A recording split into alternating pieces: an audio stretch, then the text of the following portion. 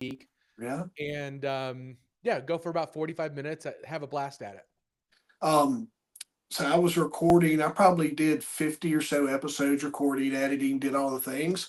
And as I got more comfortable just on the platform, got all the kind of my that's kind of where I wanted to be, was I got more comfortable with the live side. So I try to do, I have two time slots. You noticed that 2:30. So we kind of, for the SEO value of the marketer in me, is like that 3 o'clock hour of being able to capture folks that are coming and going around that time. So there's a lot of value in that time. And then 7 o'clock, kind of that post dinner time slot as well. So I kind of followed like a TV model for mine as well. You have a particular time that you do yours? Yeah, so we go early in the morning. I know. We go live on LinkedIn and YouTube. Yeah. And so we go at 8 my time, so it'd be 10 Eastern. Yeah. And then on Mondays we go in the afternoon, about the same time. You, so right now we're live up on YouTube, Twitter or X, and then I don't. Why do we keep saying that? Like, is it? We should just say X. I Where keep saying Twitter, there will X. be a time when you say Twitter and they'll know how old you are. Yeah, that's right. I'm dating myself here, folks. Um, so YouTube X, and then we're Facebook Live as well. I told someone the other day I thought I was too rough around the edges for LinkedIn, and they were like, "You're crazy. Just put it on Nah, there. Stop. Just nah. treat it like any other platform." I was like, "That's it's LinkedIn. It's supposed to be professional." And so yeah, that was kind of my take. Dude, let me tell everybody real quick. Anthony Franco, serial entrepreneur who has launched 7 businesses and successfully exited 6, proving that resilience and strategy are keys to lasting success. Now he's on a mission to help other founders navigate the challenges of entrepreneurship, share his insights on building, scaling, and second chances. Dude, I'm really excited to just get to know you. But here's the way I like to tee it up: is what's a day in your life look like? Oh, it depends on the day. Uh, geez.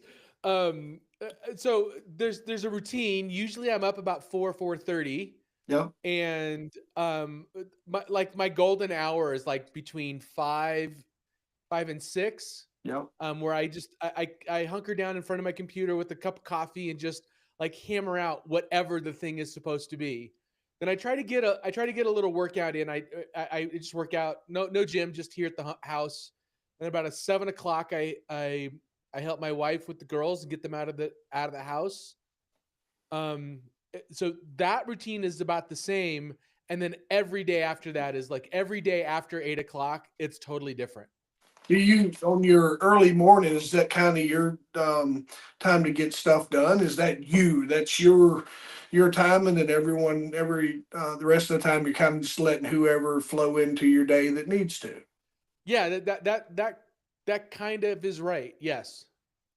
Do you? How old are your kids? 7 and 9. Yeah. If you ask a 9-year-old, she's 10 already. She counts because she's over 9.5, so she'll say she's 10. Um, my daughter turns 13. I've always I turned 50 this year, so I'm in my head, or last year. So in my head, I'm already 51 because it turned a calendar year. So I've always just kind of went ahead.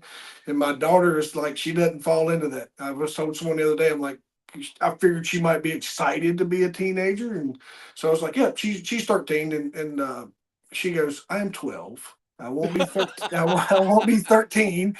And I think No rush. Anthony, I'll tell you where that comes from. She plays she plays softball, and I had to fill out the paperwork. Um, and I put her date wrong on her paperwork, so they were like gonna kick her off the team, and they're like, "Yeah, she's aged out of this." I'm like, "How can she be? There's no way. Is there some kind of weird cutoff?" And I had just wrote the date down wrong, so the coach finally like calls me and he goes, "Hey, is your wife around?" I was like, "Yeah, she's here." He goes, "Put me on speakerphone." Let me He's ask your like, wife what her birthday "What's is. your daughter's birthday?" And he tells it. He goes, and she goes, "It's 2012." She goes, "2012." She goes, "Oh," he goes, "Okay, cool. Jeff put down 2011. Thank you. Have a good day." And I was like, "What's going on?" And my daughter come in, and she was like, "You." So yeah, so that's cool, man. That's a great. I mean, there's never a bad age, I don't think, for kids because I'm 12 and 15 is where mine are, man. But that's a really good balance for you to be able to get them off. Now, your evenings, is your day set up to where you get to get them off the bus, or does that get complicated? No, so my wife usually hands them throughout the day, and then, we do the family dinner thing about 5:30, and then they're very active. So one has dance, the other one has soccer, and usually it's my wife that's toting them around while I'm working. Yeah. And what does that look like for you, Anthony? I know you said your days kind of evolve and it depends, but like yesterday, what was that? Let's see, today is Tuesday. What was your Monday like as far as your day to day? Yeah. So I gosh, um, in the morning. So I have a couple of things that I'm doing. So I'm a consultant. I help entrepreneurs scale and exit. Yeah. And then I run a podcast. So yesterday we did a podcast episode about 2 o'clock in the morning. I worked on somebody's branding. And then in the afternoon around the podcast, I was helping one of my clients developing a go-to-market strategy by building out a community and messaging. And then we're going to be rebuilding his website. So Where that's are your clients at? Like when we talk about that fella, is he or she, are they, first off, I think, are they coming in with significant teams? Are these solopreneur ventures? Does that vary? What is that like? Like who's your ideal client to give everybody kind of a picture of? Well, there's essentially two. So I help companies launch and I help companies exit.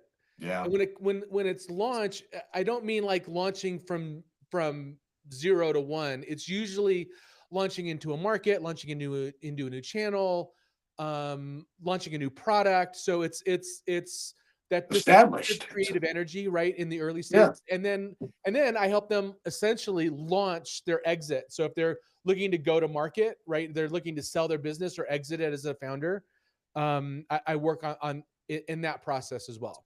so we're talking folks that have found some level of success in business, Yeah. and they're ready to scale into their next thing, and then or either potentially exit out of the game Yeah. altogether. Dude, that Very is really, niche. yeah, no, and it's really cool. So there's a backstory that got you into that, and through your journeys and through your experience, it sounds like. Um, tell us kindly, like, and I had a question here. Um, it's where you've launched seven and exited six. So you got one, you're still sitting on your one business, but like get into that valuable lesson that you've learned throughout those processes that you kind of help pass along to your folks. But before you start there, kind of qualify your how you got into this and what makes you such a value to the clients that you work with now. Well, it, it wasn't some master plan. I just stick to what I'm good at. Yeah. So I really enjoy the launch. Like I really enjoyed the start, the chaos, the creative energy that's required to build and to launch either a product, a business, service, channel, whatever. That is just something that I'm particularly good at. And then I love the exit part of a business. The middle part is the part that sucks for me. Like the getting things operationally efficient and developing leaders of leaders and managers and org structures and having meetings about, you know, the next company all staff meet like I'm out. Like it just like I don't want to have anything to do with that. So I have launched my own companies and exited them. And right now, I don't really have a big thing that I'm working on. So I'm just helping other folks and kind of poking my nose in where I can be helpful and getting out of the way when I'm not. But still though, man, when you look at those, that gets overlooked. Yeah, the exit part gets overlooked. Yeah. And even in the business coaching that I do, smaller scale, but still $1 million businesses that where it may be a plumbing company where the fella's just going, he's going to sell off his truck and he's going to shut down. And I'm like, whoa, there's, you got value here. Yes. And that gets overlooked. What is your background, Anthony, as far as, um, through college and thing, was that entrepreneurial mindset always kind of with you, or did you discover this, or what was kind of what was your path into entrepreneurship to begin with? I've always been entrepreneurial without knowing that could be a path. Um, when I was a kid, to earn money for the arcade, I used to spray paint spray paint street numbers on curbs for folks for $5 a piece. Yeah. And doing that, a couple days a week got me enough money to keep me in the arcade all weekend. So that I wasn't thinking, oh, I'm an entrepreneur. I'm like, no, I need to hustle some cash. Right.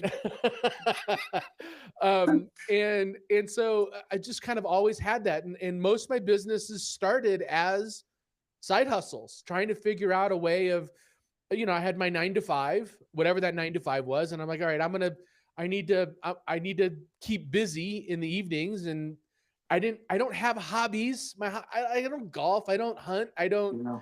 So my hobby is business. So I just would start something new. And those, thankfully, it kind of grew into something that could self-sustain and grow. So yeah, so there was no master plan. It was just kind of meandered my way into it. Go to college? Um, I I didn't go to college, although I just to mock it, I purchased a master's degree for $450. So I have a degree, but I didn't earn it. I didn't earn it legit. That's too free. How did you go about that? There was a I just secret. found somebody online that would sell me a degree, and they like just I did it as a lark just to kind of poke fun at the whole process. That is so absolutely. I had a friend that did. He's passed away now. I had a friend that did something similar. He was one of the guys. I told this story on him the other day. Rest him. But back in the day, remember cameras? We used to send film off to get developed, and then we had 1 hour. I'm really dating myself now. But then when as it progressed, you could send your film off, and you could I could take a picture of Anthony and put him on the cover of a fake magazine. Yeah, And yeah, it yeah, just yeah. yeah, right. You remember that he had two in his hallway. He was someone took a picture of him riding a bike, and they put there like next best thing or whatever. And so when people get his house, they're like, "Hey, what's up with this?" He goes, "Yeah, I'm a triathlete." And he totally BS'd his way, Anthony. Totally BS'd his way for years on that. After he passed away, like we found out, like just different things where he had fudged. He's Um, just making it up. just making crap up. Just That's making crap awesome. up. Making crap up the entire time. So there's a story there, like no college, just understood hustling money, and you what was that first company that you decided that you were going to start? Yeah, I mean, my first like legit side hustle. So I my one of my very first like professional jobs was for a lithographer, a big printer for ad agencies, and I would prepare artwork for press, and they sent me to learn the Adobe Creative Suite and Quick Express, Yeah. and I always recommend you need to you need to have a skill that'll last you a lifetime. I still use those skills today. And so once I went through that course, I started doing freelance graphic design and print ready files and jobs. And my biggest customer then was a silk screener that did T-shirts for Mexican radio stations in LA. So I did all the artwork and color separation and printed the film for Mexican radio stations to promote their business. What year are you talking about for so folks understand the technology? 90, 98. Yeah. Yeah. Yeah, so your internet is chugging along. It's still some folks are probably on dial up, but you we have access I was to on dial up. lands. Yeah, Yeah. Yeah. we started getting so just I like to tell especially when I get into dating myself, I like to explain technology of sometimes when Anthony says, yeah, well, I had this skill and I used Adobe and and the other, like that was not what you have now, people. This was the that back then it was really cool, but it was you would probably compare it close to an etch and sketch now because of the way that it performed and moved, and then just the connection in general. And God forbid you not have an independent line and somebody pick up to make a call and interrupt your work while you're trying to. Yes, that Yeah. absolutely happened.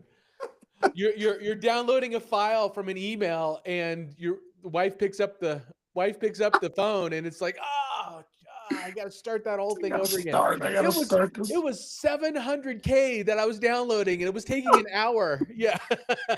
Um, and that so that the struggles of us early internet pioneers, Sure. um, back then.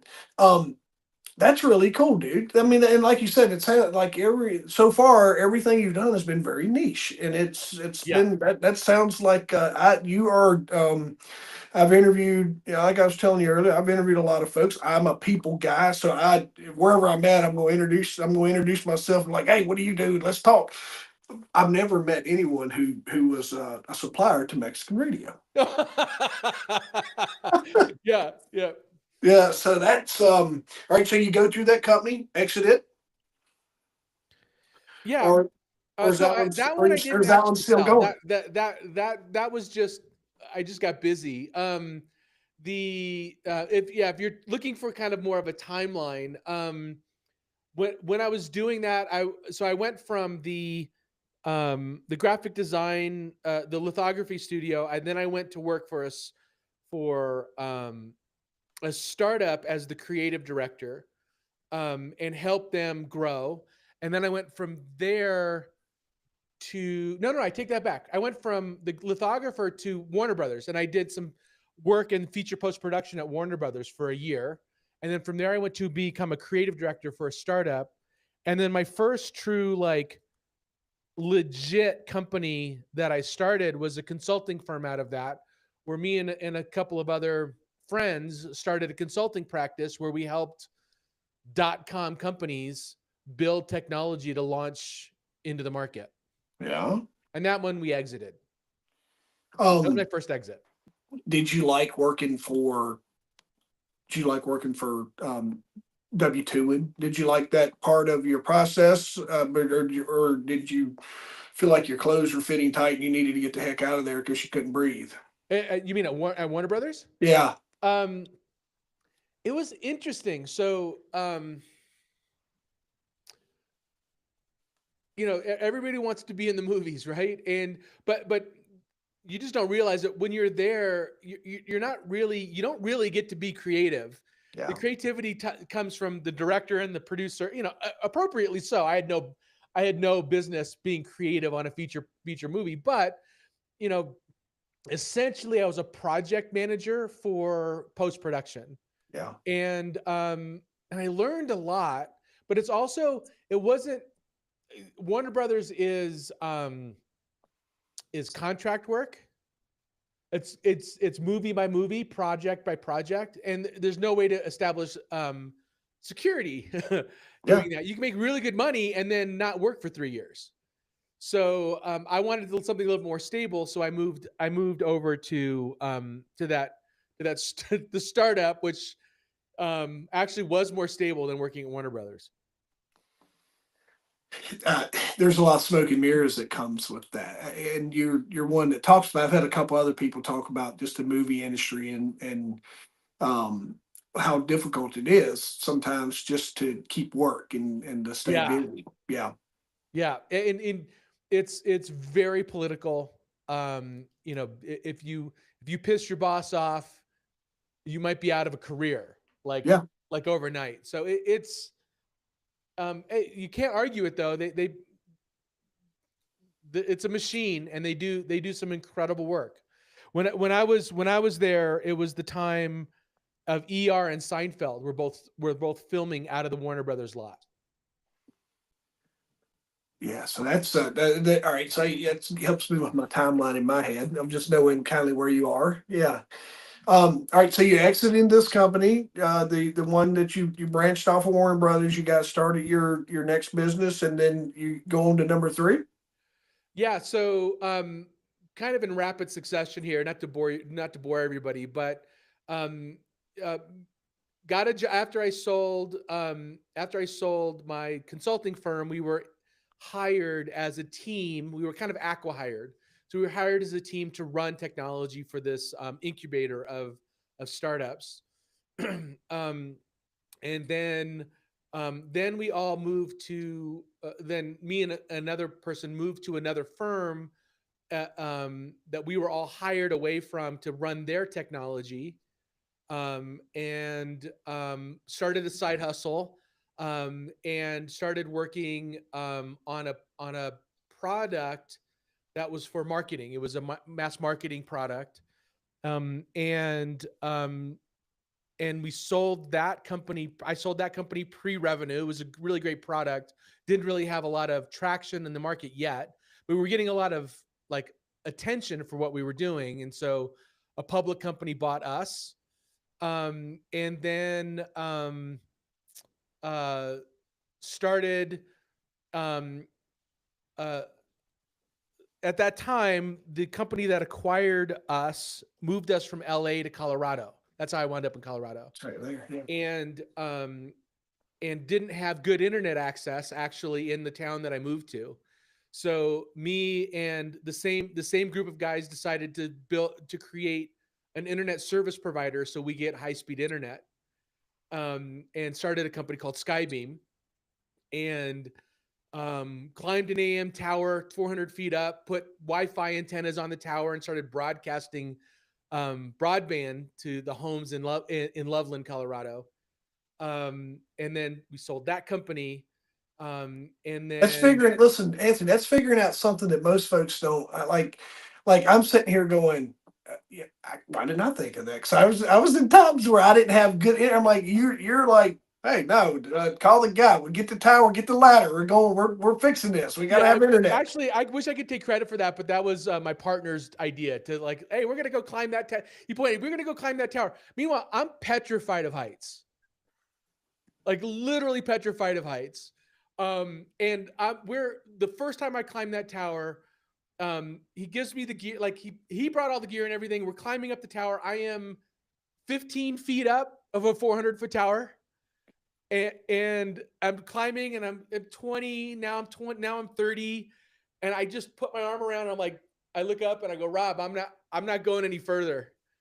I can't do this. And he said, look down. And I look down. He's like, if you fall now, you're dead anyway.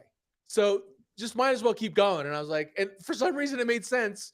Climbed up the tower all the way, installed the antennas, and yeah, and I'm not scared of heights anymore. It's kind of, you conquered the fear, and you get Yeah. over it. But yeah, that was a fun adventure. That's a really cool mark on your resume of how you brought high-speed internet, how you brought Wi-Fi to your community to support your endeavors. That's Yeah, awesome. exactly right. And then it's selling it and installing it, and then just building a little ecosystem of customers in Loveland. And I managed the exit process of that to a roll up. Um, and then that marketing company, that marketing software company, that marketing company software company. Sorry, I'm messing up the words. You're good. The one that did marketing automation that sold to a public company. We sold after Skybeam. And I worked for that company for a while as, I don't know, VP of something. They gave me some weird title. Um, and then started doing consulting on the side. And consulting on the side turned into, I got busy and I hired somebody, and we got busy and I hired somebody else. And gosh, 6 years later, we're 150 folks and selling to a large advertising conglomerate. And that was my biggest exit. And I've had a couple like smaller ones along the way, but that's kind of the path into getting Yeah. bigger and bigger. Any setbacks along the way? Any setbacks? Yeah. Oh, Anything significant that was that one that you're like, you didn't have to bring this up, Jeff. so there was, there's I don't really focus on this. The setbacks is part of it. Like every day there's a setback. There's something that doesn't meet your expectation every Yeah. single day. As an entrepreneur, there's something that you failed at. Like if not, you're doing it wrong. Yeah. So I any bigs, I can think of client losses that I could have done better. Did you Market have an partnerships we never Amazon? entered Did you have into, but did you have an Amazon business that didn't perform as well as you'd like? yeah, definitely. So Amazon for sure. Amazon. So, um, there is one business that I started. It's that seventh business I've exited yet that really struck. So we were gaining traction over and over and over again, and growing year over year, and then Amazon glitched on their end, and our sales tanked. Like Mm, that's a setback that had nothing to do with me, like completely out of my control. yeah. Um, nothing even to learn from that, other than Amazon So like owned my business. I didn't. algorithm issue or platforming or what is that? What does that look like? So it was essentially, so Amazon, most people don't know this, but when you run an Amazon business, it's run on Excel spreadsheets. You're literally uploading your product catalog in Excel files. And one of those uploads corrupted the product database on Amazon side and tanked sales. It's effectively killed our organic reach, all of it. Yeah. And took 8 months to turn it around and fix the issue, to figure out what was going on and get Amazon to pay attention to us. Yeah, it was Really? brutal. Yeah, because it's hard to talk your way into that conversation with all those smart people in one room, probably. What do you mean? Just like you trying to explain to Amazon, like, hey, here's the problem, here's what's going on, and they're like, oh yeah, no, that can't be it. There's no way your product data crashed our system. Yeah, it took me 4 months to figure out it wasn't my problem. Yeah, that's what I'm saying. Like here you are, is like, and they're going, oh no, we're perfect over here. This is that, Exactly right. And then when I figured out the problem, it took another 4 months to get Amazon to acknowledge it. not even acknowledge it, for me to fix it using hackish, like gray hat methods, to try to get Amazon's database to update correctly. It was just brutal. Yeah. That's a really great takeaway, because I run into that in my work of folks that are e-commercing and heavily into those platforms, and there's always, did you have a backup plan is what I was kind of curious. Is you're heavily into Amazon, but did you have your No. own e-commerce site? No. So Amazon was 95% of the business. Yeah, see. It just kind of took over that way, because it starts growing. You're going to Yeah, feed the beast, right? You're going to yeah, continue to grow with it. You know, at that time when we had the problem, we were talking to big box retailers, but nothing had materialized yet. So, it's that business is still alive. It's still a thing, but it's not anywhere near as big as I would hope it was going to be. did you adjust and have alternate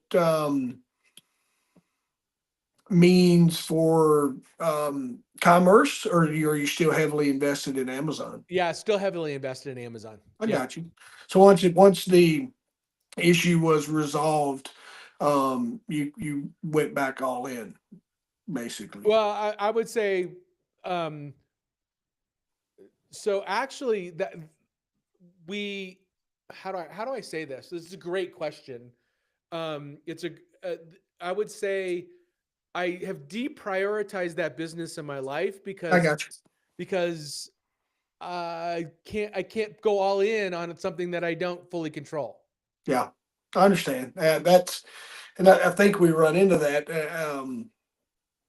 No as good as they are, and like you said, I remember one time switching.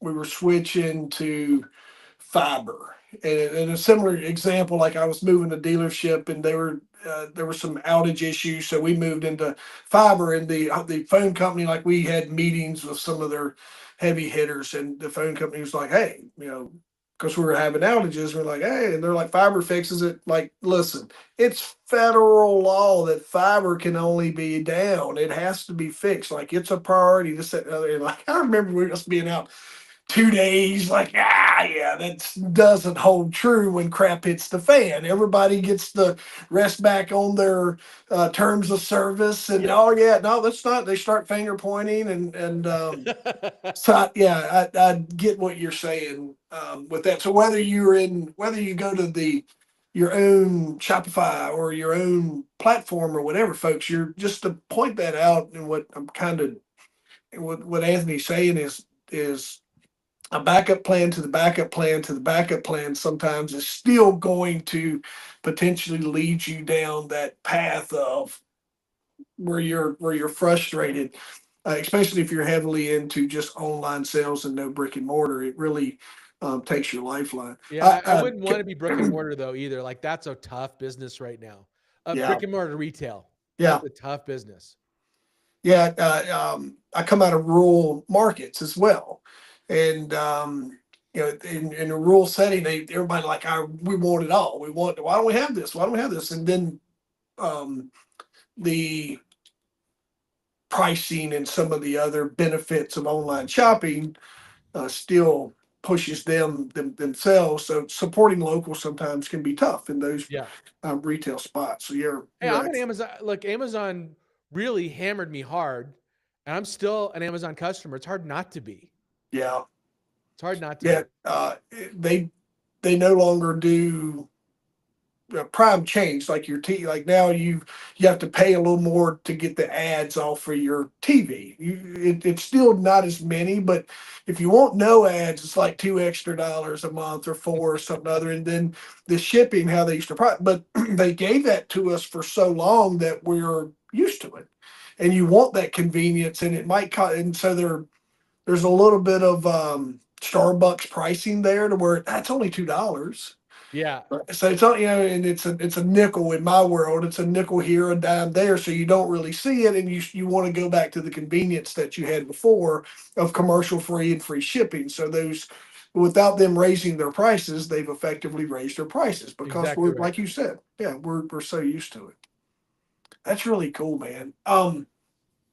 When you're working through all of these cool businesses, and you've done some really awesome things, and it sounds like you had team around you a lot, but there's also that element of um, just some of your founders end up with a little bit of loneliness. And I had a guy at a setting at a restaurant the other day. We were just having an appetizer at the bar, and the guy sitting beside me, this is where our conversation went. He was like, I just sometimes I feel like I don't have anyone to talk to. I run a successful business, but no one gets it. I don't have that thing. But did you experience that? And do you help other founders navigate that? Yeah, that's exactly the reason why me and my co-host Chris started our podcast. Yeah. Um, so entrepreneurs. So usually I get asked, I want to be an entrepreneur. What's your advice? And I'm like, don't do it. And there's a reason, right? So statistically speaking, you're not going to make it. Right. 9 out of 10 companies don't make it past the first year. It's hard. And then those that do, founders suffer from, um, higher levels of anxiety, divorce. I got a divorce. Higher levels of depression, higher rates of suicide. And most of that comes from two things. One, you think there's nobody else in the world that can understand what's happening to you. You're facing problems that you've never faced before because you're an entrepreneur and they're hitting you sideways for the first time. Um, and there's nobody to talk to. And so that's why we started the podcast. It's like, let's create essentially pick a thing that you can screw up on as a founder, one per episode, dive deep to let people know, hey, this isn't the first time you're coming across this. And also to make it slightly less lonely, because you can't talk to your employees when you're not going to make payroll. Yeah. Right? You're going to figure it out. You're going to figure it out, but you can't go, oh my gosh, I'm stressed out about the money in the bank account, because you're introducing chaos into their life. That's not fair. You can't talk to your wife about it, or your spouse. They didn't sign up for that level of chaos. You sure as heck can't talk to your customers or to your investors if you have them. Who do you talk to? It's really just other entrepreneurs. Yeah. That's it. It's lonely, but you don't have to be alone. Yeah, I use that term, don't suffer in silence, with my Yeah. clients. Like, Yeah. don't sit in your thoughts, man. I'm a helper. Like, if you storyboard my life, you're gonna be like, oh, you're helping here, you're helping here, you're helping. So I've just found my purpose in just really serving others and helping and being. And I was fortunate enough to find my way into business and entrepreneurship and learning all those things. My background was heavily vested in public safety, and just so I've always been in the people business. And I see so many people that don't take advantage of what you just said, and they will set in their thoughts, and it turns negative and it gets crazy. And sometimes the solution is a phone call away. Yeah, or just a coffee, or just Yeah. go to a meetup, an entrepreneurial meetup. Go talk. Yeah. Go just sit in a room with other founders and feel the struggle. Right? Watch somebody else struggle for a little bit and go, okay, I'm not alone. There's a lot of every city, every town, every state has a bunch of entrepreneurial meetups. Just go to a couple, and it has this healing effect. Yeah. What are some? I had just a couple other things because you're heavily vested in the founder and exit. So I have kind of two things I wanted to ask you there. But common mistakes founders make when scaling their business, and some things that they can do to avoid them. Do you see anything that's repetitive that you're like, hey, don't do this, do this? Yeah. So I'll try to go through different stages of the company on common mistakes. Common mistake number one when you're starting your company is believing that that product is more important than sales.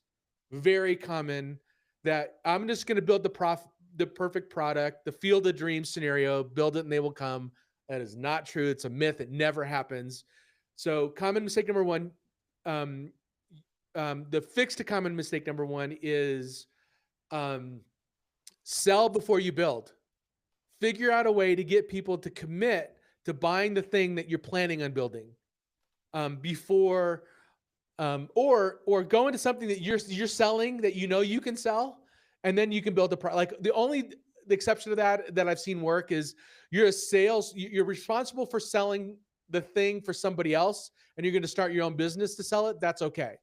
Sales cures all wounds. It cures everything. It masks over all problems. So you have to value sales. It's icky because now you're a sales guy, and most entrepreneurs don't want to be a sales guy. It's tough. If you want to be an entrepreneur, you are. Period. Then when you get a little bit bigger, the next mistake is usually lack of being able to delegate. So you're the bottleneck to scale because you have to have your hand in everything. Common thing that you hear entrepreneurs say is, I'd delegate, but nobody does it as good as I do. Yeah, that's a founder problem, not a people problem. The third mistake is, once you start scaling, you start to believe that you're Midas, and you start to believe your own press, and your ego gets in the way. And once you start believing your own PR that you're great, that's when Murphy comes and smacks you upside the head. So always be worried about where you're going to fail. Never lose that edge of where you're going to fail. And then the hardest hurdle for me was, you scale to 10.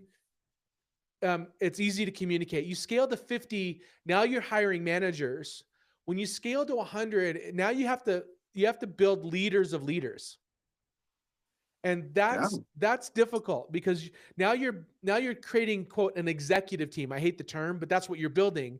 Yep. And the amount of delegation and the amount of trust that is required to do that is is often a bridge too far for most entrepreneurs. You're right. I see it.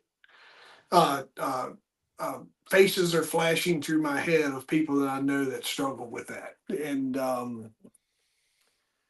your folks, when Anthony's talking about sales here, we're talking about money coming into your business. Sales is a Profitably. cure. Profitably. Yeah, yeah, Yeah. yeah, yeah. From money Anybody can coming sell in. free hot dogs, but Right. That's right. And then you touch on the sales part, and I teach it in coming out of public safety. I told someone this the other day, Anthony. They were talking to me about that transition between gun, like I was gun toting to more going to work into sales. And I go, I was struggling with, I just didn't want to be labeled a sales guy. I didn't want to, because there's a negative connotation that comes with that. And like, hey, buddy, how you doing? Let's walk you over here and show you the shiner. I didn't want to be that person. And I read in one of the first books that I read, and it got into talking about being a guide and how that you were, yeah. don't look at it as sales, but as a service, and how you were serving your community. And what I was able to do, and folks, if you're struggling with this, I hope this helps, is I started focusing on the outcome of what I was doing and how I was impacting, how I was helping, how I was changing this family's life or this person or whoever, this company, through the products that I was positioning them with. And once you kind of learn your qualifying questions to position the right product with your client, the outcome is happiness. And the outcome is, so when you look at sales, approach sales as a guide and kind of put your Yoda hat on, get your little bitty cane, and just walk them through the path of.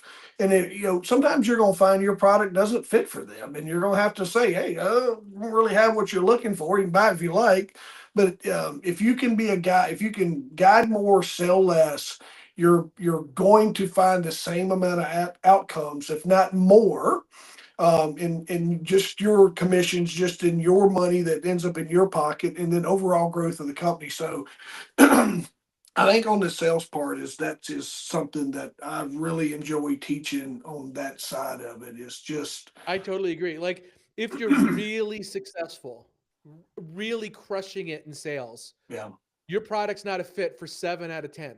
yep, Right? That's really successful.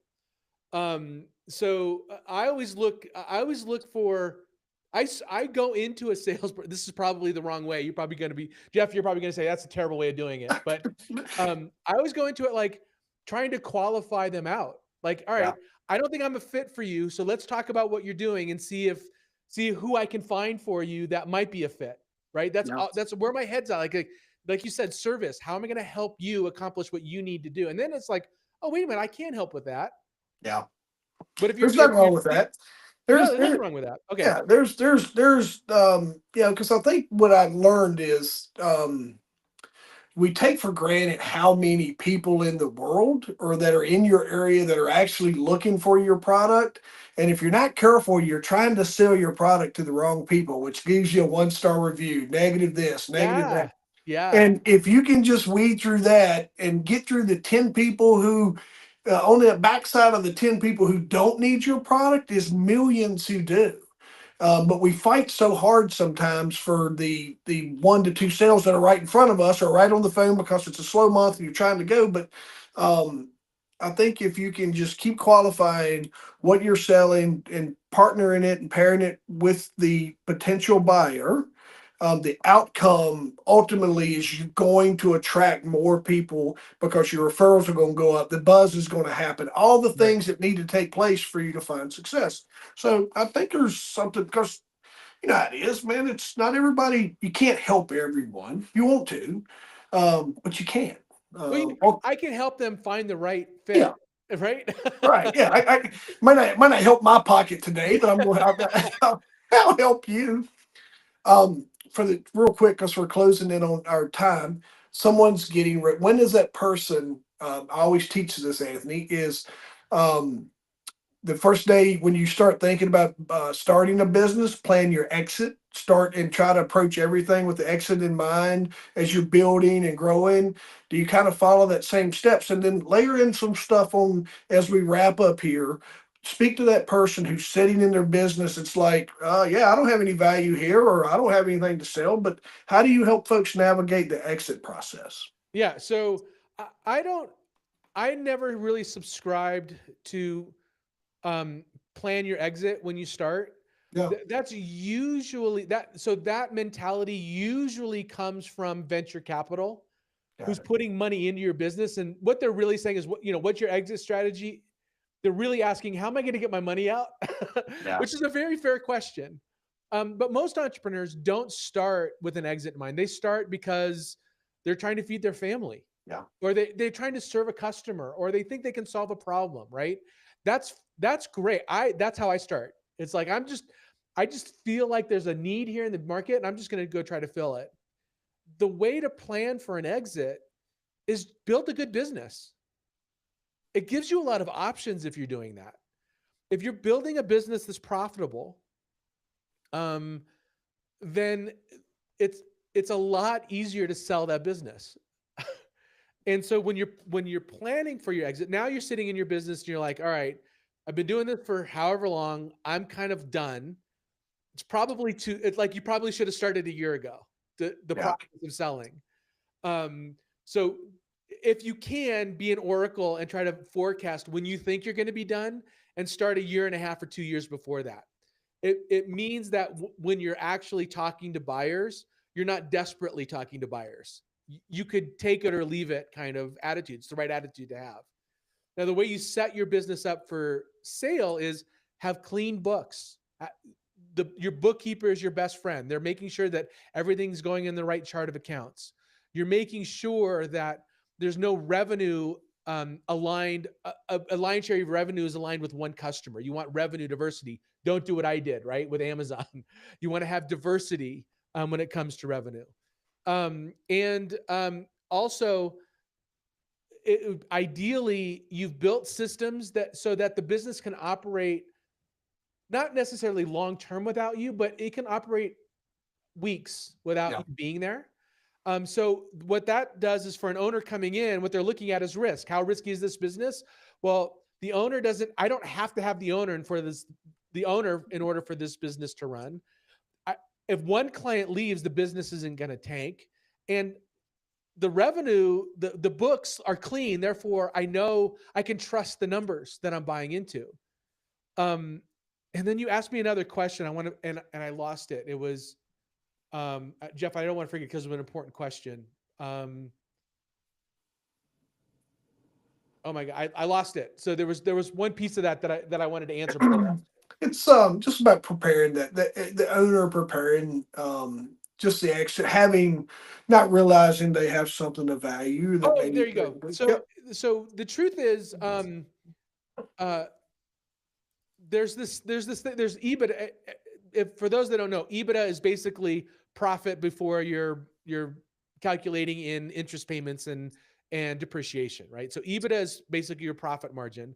That's one number, and usually exits happen on a multiple of your EBITDA. And then there's something called SDE, which is seller's discretionary income, which is EBITDA. It's a mixture of EBITDA and your salary, what you take out of the business. And if those are either one of those are positive numbers, you have a sellable asset. Yeah. And it's just a multiple of that. And depending on the industry, it could be a small multiple, like 1 times that, or it could be a large multiple, like 11 times that. So, so usually, you're gonna if your business is doing over, let's say, $2 million a year in revenue, even $1 million a year in revenue, you want to talk to a broker Yeah. at the very least to kind of get a sense of what the value of your business is, and then maybe also take you to market. That's where I come in, but you don't have to. You can also take your business to market on your own if you want to.